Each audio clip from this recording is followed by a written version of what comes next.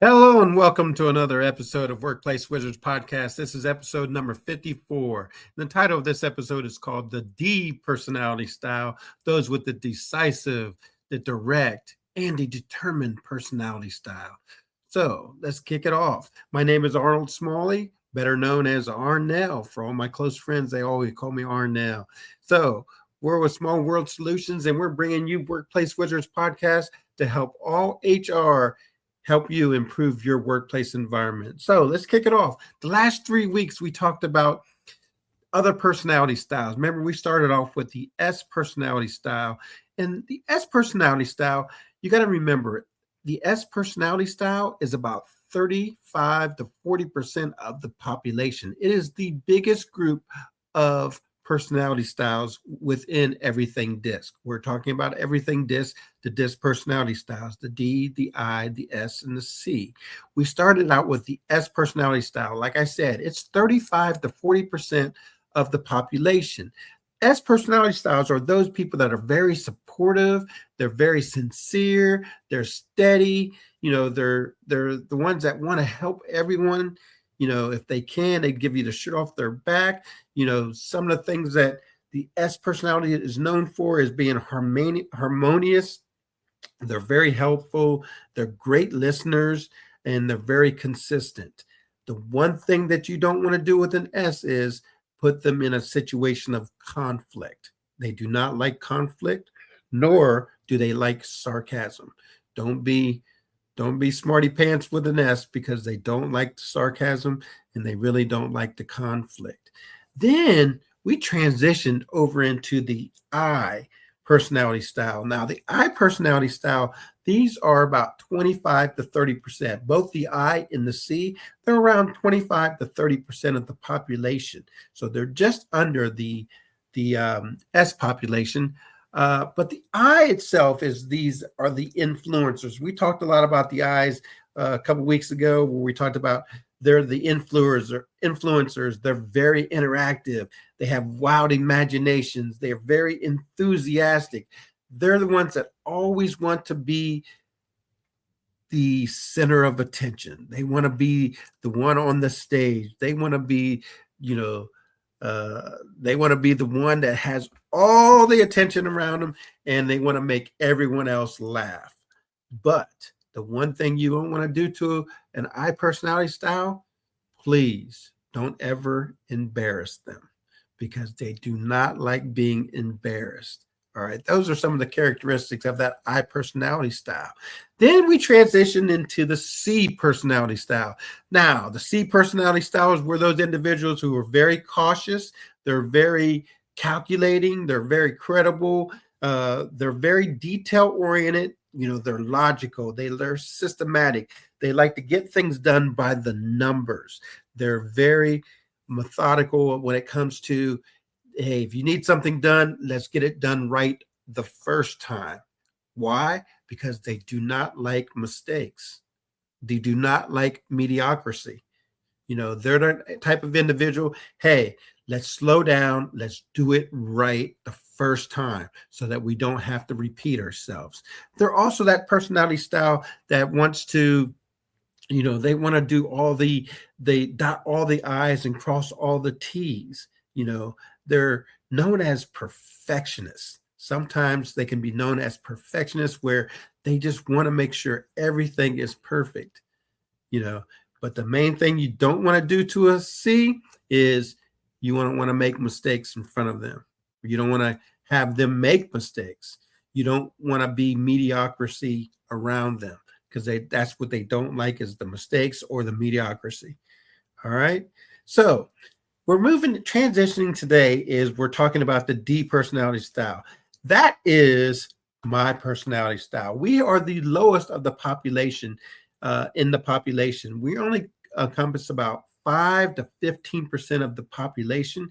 And, we're in very high positions. Usually a D personality style, you'll find them in very high positions. A lot of the CEOs for organizations are usually D style personality types. A lot of police officers are D style personality types. They're the ones that want to be in charge. They want to to be the boss a lot of the times.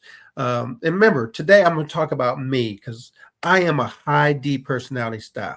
Now, mind you, we all have a little bit of every one of these personality styles within us. But sometimes, as a high D, I'm talking about myself, as a high D, sometimes I have to stretch a little bit harder to show that S side of me, to be that personable person, to be that one who seems to want to, help everyone along and more worried about your feelings as opposed to getting the job done. Because the D and the C personality styles, we're task oriented. So therefore we're more the type of people that want to get to the bottom line. We want to be very direct. We're results oriented. So we want to make sure that the job gets done. And that's one of my personality styles is I always want to be that want to get the job done. I'm very direct. I'm very determined. I'm very decisive. And I can't have a dominant personality style. I have been accused of being arrogant. Some people, when I was growing up, would say that I was arrogant, but I would always come back and say, no, I'm not arrogant. I'm very determined. I'm very, I'm highly, enthusiastic to the point of I want to get things done and do it the right way also. So that's some of the things. The main things that bother myself and probably other Ds is indecision. When people cannot make up their mind. I tell the joke all the time about my wife's best friend. We go to eat all the time, and her husband and me and my wife and I, we go eat all the time. And before we go to eat, I would text the wife, my wife's friend, and I would text her the menu of wherever we're going to eat so she could look at the menu and get a preview of what she wants to order before we get to the restaurant. Why? Because I don't want to see her when we get to the restaurant, be there. What about this? What about that? What about this? That indecisiveness. My toes are just curled. The hair on my back of my head stands up. You can never see it. But anyways, so that's it. That's some of the things that bother a D personality style is when people are very indecisive. Also, other things that bother D personality styles are slow activities. We don't like the slow activities. We want to get things going. We want to do things, and it has to be meaningful to us. If it's very slow activity and we don't find a meaning in it or anything, we are very disengaged all of a sudden, just disengaged. And believe you me, our mind is going somewhere else because we're not there with them in that moment. If the activity is too slow and it doesn't have any meaning for us. So those are some of the things that go along with my personality style. So where do you fit in? Do you fit into these personality styles? Let's talk about animals. We'll talk about the land, sea, and the air. So animals that fit these personality styles in the land, you're going to find that for the S personality style, since we started with the S, let's go there. The S personality style is the land would be the dog. Why? Because you have support dogs. Dogs that support you, support humans in a lot of functions. Just support dogs. So that would be that support or that sincerity or that steady or supportive person can be a dog. Also, the whale is considered an S personality style. And then in the air, you would probably say a pigeon or a dove. Why? Because they relay messages. You can, who ties notes to pigeons and sends them out to deliver messages or whatnot. So they're like support animals. They go out or do things that help others. All right. What about the I personality style? What are some of the animals that relate to them? And on the ground, you could probably say a monkey. Why? Because they want to be the center of attention. In the ocean, you would probably say the dolphin. Because once again, there's no other show at the aquarium that's better than the dolphin show. And then in the air, what bird would relate to a I personality style would probably be a parrot. Why? Because a parrot is going to talk back to you. It's going to be the center of attention. You always know the I personality styles because when the music turns on, what do they want to do? They want to be the first to dance. All right, so let's move to the C personality style. C personality style, when you talk about a land animal, you would probably think about like the elephant.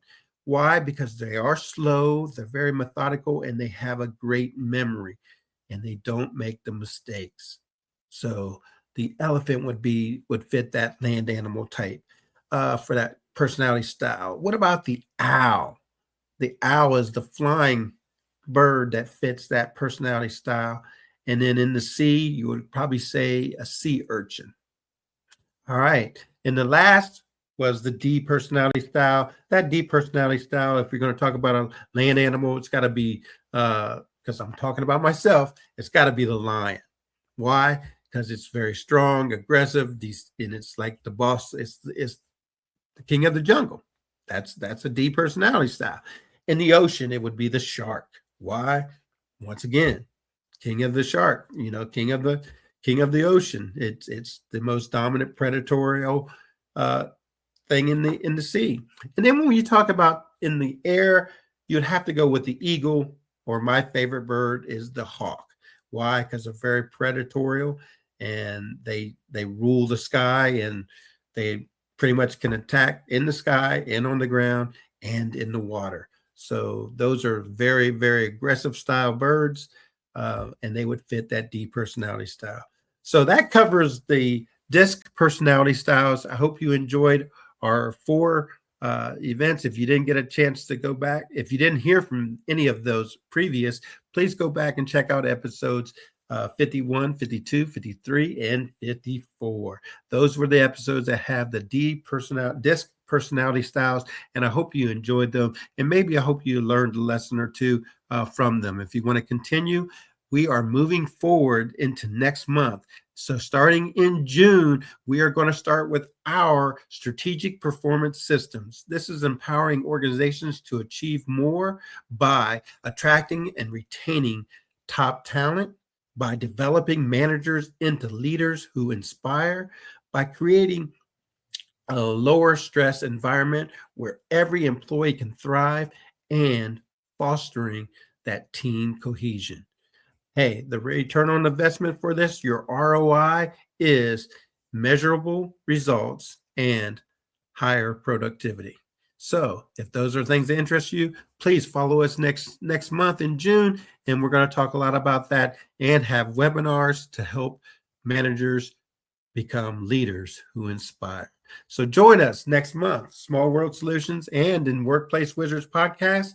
We're going to be helping HR improve your workplace environment. So I hope you can join us. Bye for now. Arnold Smalley saying, I'm out.